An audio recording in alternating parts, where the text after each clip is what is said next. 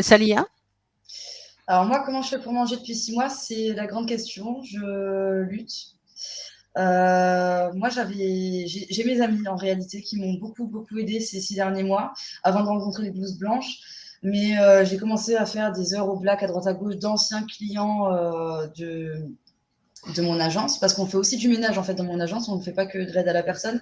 Mmh.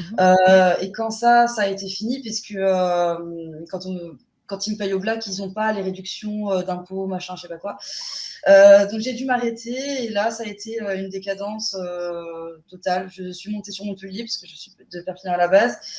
Et en fait, toutes les portes se sont fermées, que ça soit CAF, enfin toutes les aides sociales, même la MNJ, parce que j'ai moins de 25 ans. Donc la seule solution qui s'est offerte à moi dans l'urgence, c'était la rue, quoi, en fait, hein, littéralement. Donc Mmh. j'ai commencé à faire la manche. Maintenant, je la fais. Ben, je pense que je vais bientôt m'arrêter puisque je vais aller chercher mon solde de tout compte et pouvoir avoir le chômage maintenant. Mais bon, le chômage a quand même en mois de carence. Là, avec la rencontre des blouses blanches, j'arrive un peu à. Ben, on a de quoi le jeudi, par exemple, en réunion, des fruits, des légumes. J'ai les restos du cœur, mais avec un régime alimentaire spécial, c'est compliqué. Donc, je me débrouille à droite à gauche, quoi. En réalité, en général, malheureusement, c'est souvent les gens dans la rue, quoi, qui vont me chercher à manger dans les magasins au lieu de me retirer de l'argent. Voilà comment je fonctionne, puisque j'ai pas le choix. Mmh. Et quand tu fais, la manche, les gens, te semblent généreux, te demandent pourquoi tu es là, dans Oui, quel contexte tu es là? oui, parce que en fait, moi, j'ai pas voulu faire la manche. Alors, c'est déjà très dur, surtout les 3 premiers jours. Le regard des gens, Mmh. machin et tout.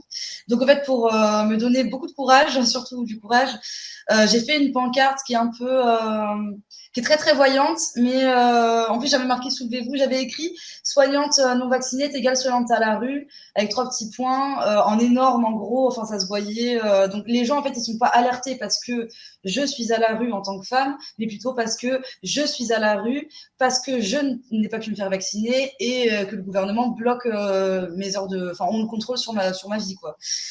Donc, Mmh. c'est vrai que les gens ont été souvent très généreux, faut le dire. Et très compréhensif. Alors, il y en a d'autres. J'ai même eu une infirmière qui m'a sauté dessus en me disant que j'avais qu'à aller faire du ménage, que j'avais qu'à me faire vacciner.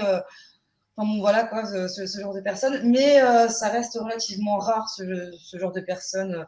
Ou un père de famille qui dit à son enfant de 4 ou 5 ans, ah bah voilà, t'as vu où ils finissent, ceux-là, ils ont qu'à se faire vacciner. Enfin bon, j'en ai, mais la plupart du temps, ils sont gentils, ils essayent de venir justement comprendre pourquoi moi je ne suis pas vaccinée, pourquoi, et puis surtout pour le savoir tout court, parce qu'en fait, les gens ne sont pas au courant que Mmh.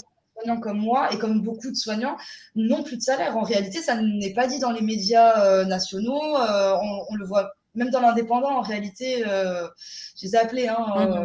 pour faire une interview. Rien quoi. Au Oui, final, la population n'est pas au courant. Il faudrait qu'elle soit au courant. Peut-être qu'on aurait peut-être un peu plus d'humanité et de solidarité entre nous. bien sûr, Moi, dans les bien sûr. manifestations, pour que tout le monde se soulève, en réalité, il faut que, voilà, il faut que ça, Oui.